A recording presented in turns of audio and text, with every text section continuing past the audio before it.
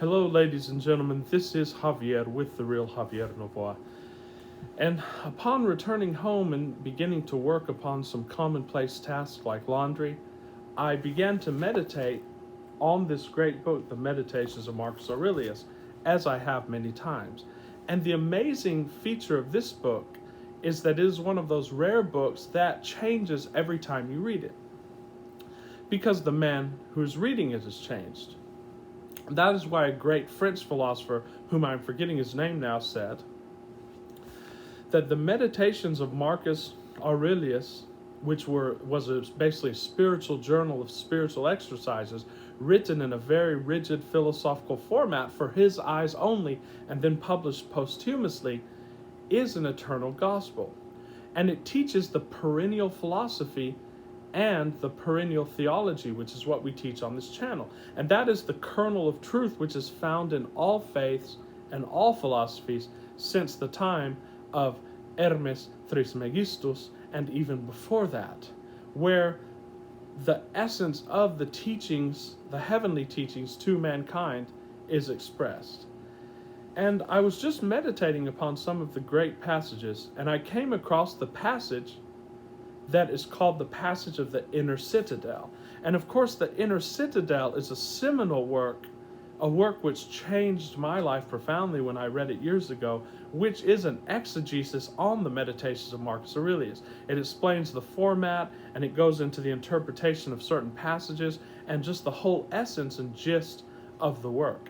And this is indeed what is called the essence of the Meditations of Marcus Aurelius. And I just wanted to read it and then do a short commentary on it, meditate on it just very, very briefly here.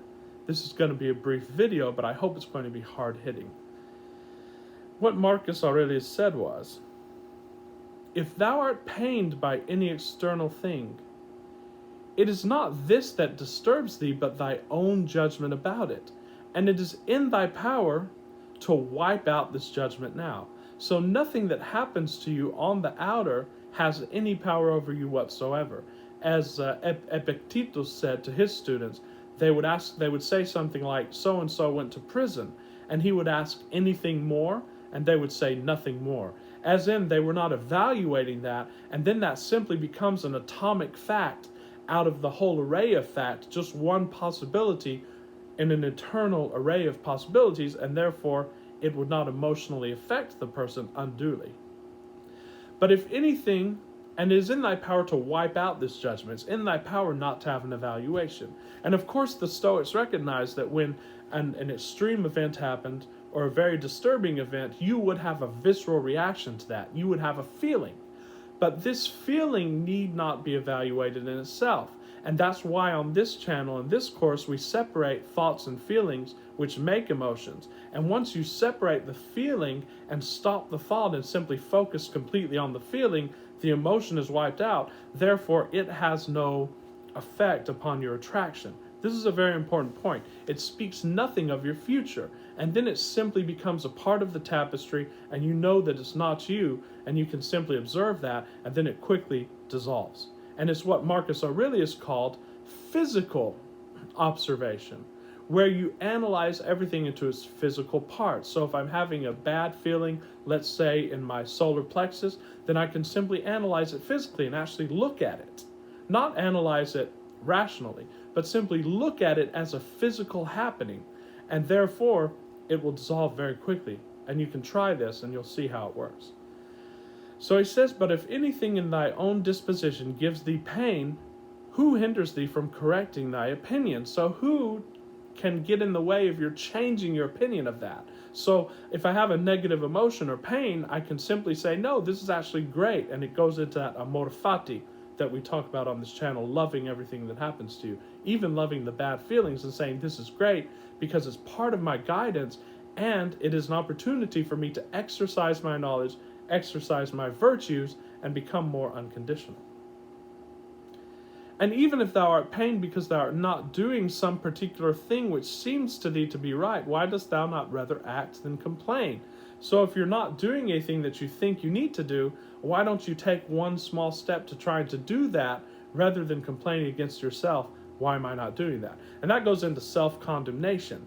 And you should never condemn yourself because it's always counterproductive. But some insuperable obstacle is in the way. Do not be grieved then, for the cause of its not being done depends not on thee. So if something is in the way that you can't do anything about, why would you grieve about that? Because it doesn't depend on you anyway, so let it go.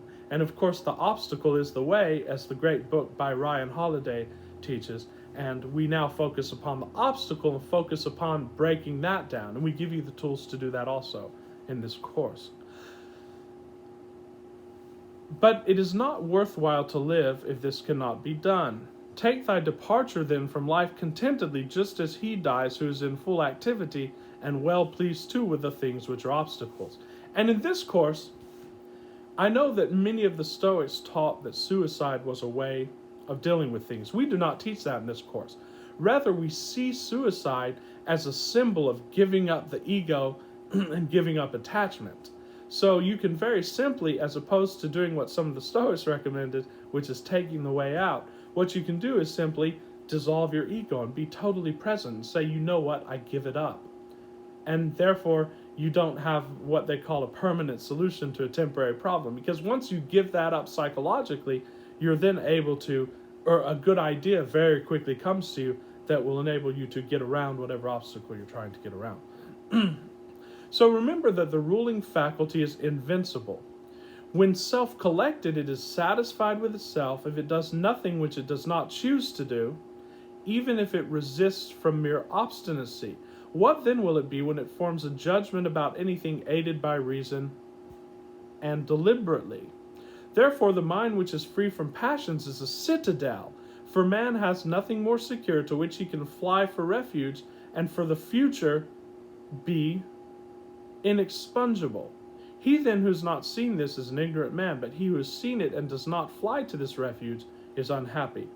So it's saying it's self-collected, it is satisfied within itself. That means this is the part of the mind and part of the true existence of who you are, which is completely impervious to outer circumstances. It is satisfied within itself.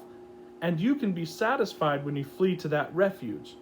It does nothing which it does not choose to do, even if it resists from mere obstinacy. So even if you tell yourself, you know what?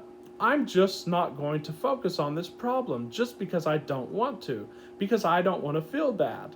Just because of that, you now have enabled your sovereignty, your sovereign, shall we say, aspect, which is the rational mind that the Stoics called it, and that is impervious to every outside effect. You don't have to think about your problem. In another verse, Marcus Aurelius compares it to this great ball, which is completely impenetrable and impervious to any outer circumstances. That is, ladies and gentlemen, your consciousness. And we go into this course how to get into that very quickly. And this also ties into getting into alpha and getting into your I am. He who knows this and does not do this is unhappy.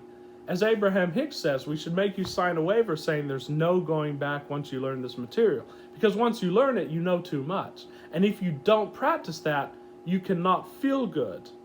And what your goal is to feel good. So you must practice what you learn in these courses. That is the verse of the Citadel. Just one more verse that I wished to share here in this vein. He says, wipe out imagination, check desire, extinguish appetite, keep the ruling faculty in its own power. And what does that mean? In any moment, you can simply become completely present, and you can cast out all opinion. You can start from zero. You can get into that zero state and get into that I am state. And that is the most powerful state of creation, because you are now in the quantum universe of all possibilities. And we teach you how to do that on this channel very quickly, simply by going within and by tapping in to your own inner resources.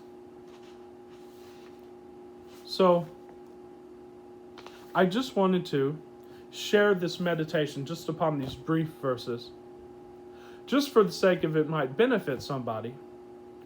And these great books, especially the Meditations, the books of the Stoics, the great sacred books, which we are going to be doing a huge series of videos on, actually help us to live a good life and attract success to ourselves and transform our lifestyle in ways quicker